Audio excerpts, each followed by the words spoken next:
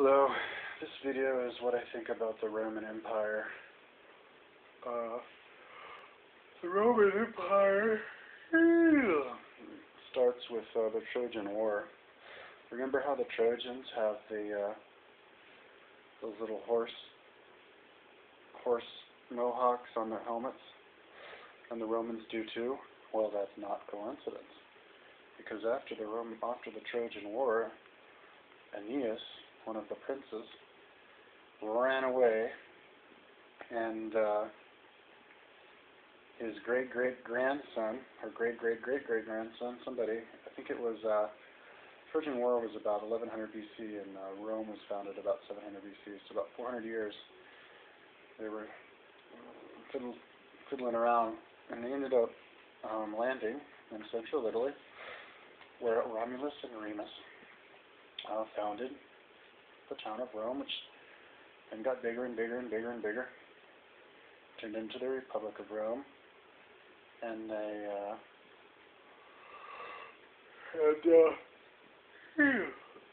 and then they, I think somewhere around 100 BC or something, they had one big battle with Carthage, which was the other big Mediterranean power at the time, and destroyed Carthage, sacked Carthage after some pretty interesting battle against Hannibal, who brought elephants from Africa and almost made it all the way into Italy with like thousands of elephants.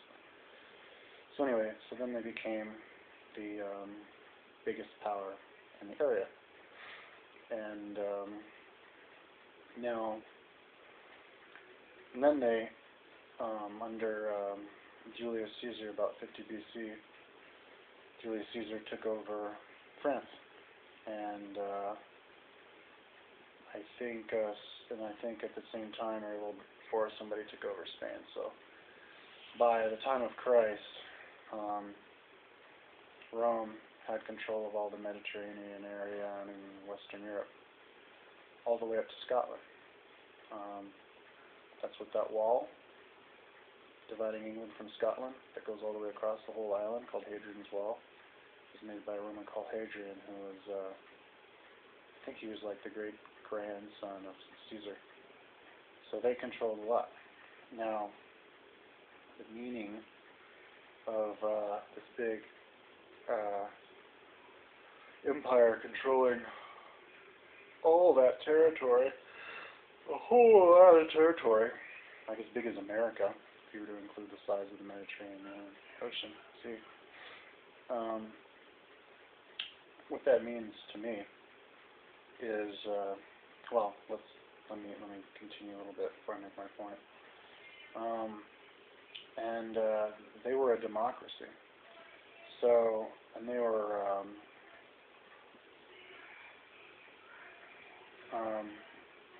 every time after that, there weren't really democracies yet. They had kings, and I guess that was just following in the steps of the Roman Empire with the emperors. But they had a democracy with a senate, and then that didn't really work because people would just clamor for power. You always have the head guy, and then you have like 2 or 3 head guys, but that never worked. You just have to have one head guy, because these guys would just kill each other and then divide and have civil wars and stuff, and that didn't work.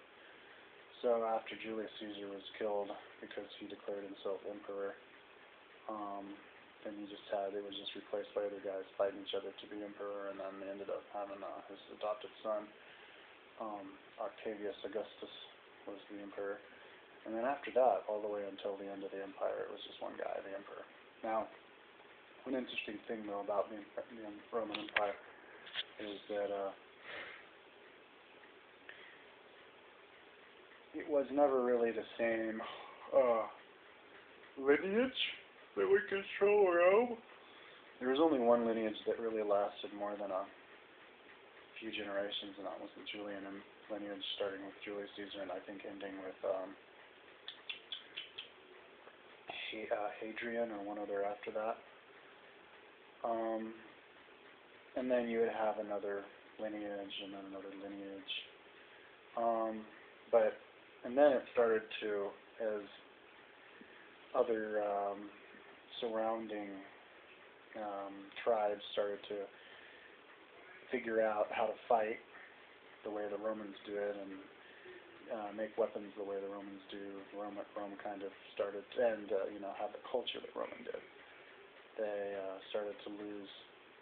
Rome started to have problems maintaining that power.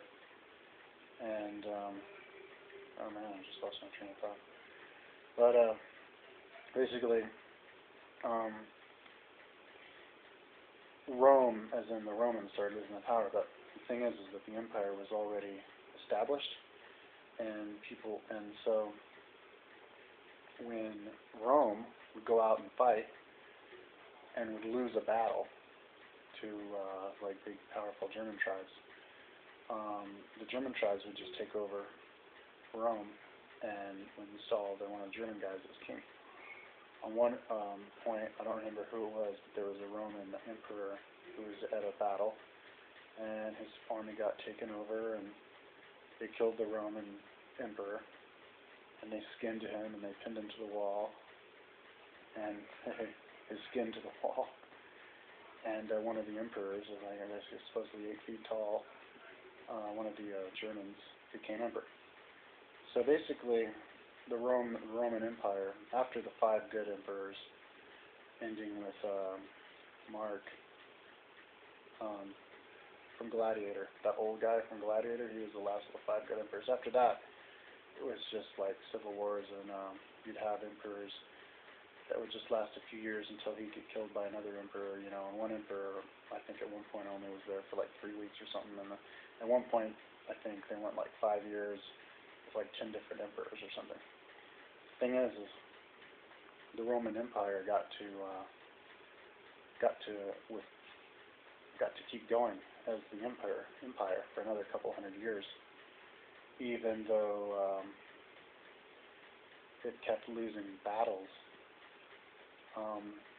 And so my point about empires is that it's the empire itself that kind of takes a life of its own, and it doesn't really matter who controls it. By then, people got used to the fact that there was an empire. People wanted to have an empire because it controlled trade routes, it kept bandits at bay, and we want an empire. So it's kind of interesting to me that how some people would say the evil Roman Empire, because even though it took on a life of its own, an empire isn't a living being. It's not like a person, so you can't say the evil and Roman Empire. That's like saying my evil car or something. So if you have a problem with somebody controlling everything and controlling you and all this, you don't want to say the evil government. You really do want to individualize it and say this particular person made this particular decision and mention it, or admit and say, oh, our general zeitgeist, our general collective consciousness is evil. And if you're going to say that, then you have to start, and if you're going to fix it, you have to start with yourself. And so the way I see it is, if we have a bad government, I'm not going to go, oh, the government, goddamn government. I'm going to, if I want to fix it, I want to look at the asshole sitting right next to me, cubicle, right here, and fix him and fix me. And by doing that, you can fix the whole system. And so that's what I think a lesson from the Roman Empire is. Now, why did Rome fall? There's lots of different attitudes about how Rome fell, and I think Rome fell because people were ready to just have individual countries, and there was already a good communication going, a good network of roads and trade, and it was just became a confederation of different city-states with the aid of Rome. And so I'm out of time. That's what I think about the Roman Empire.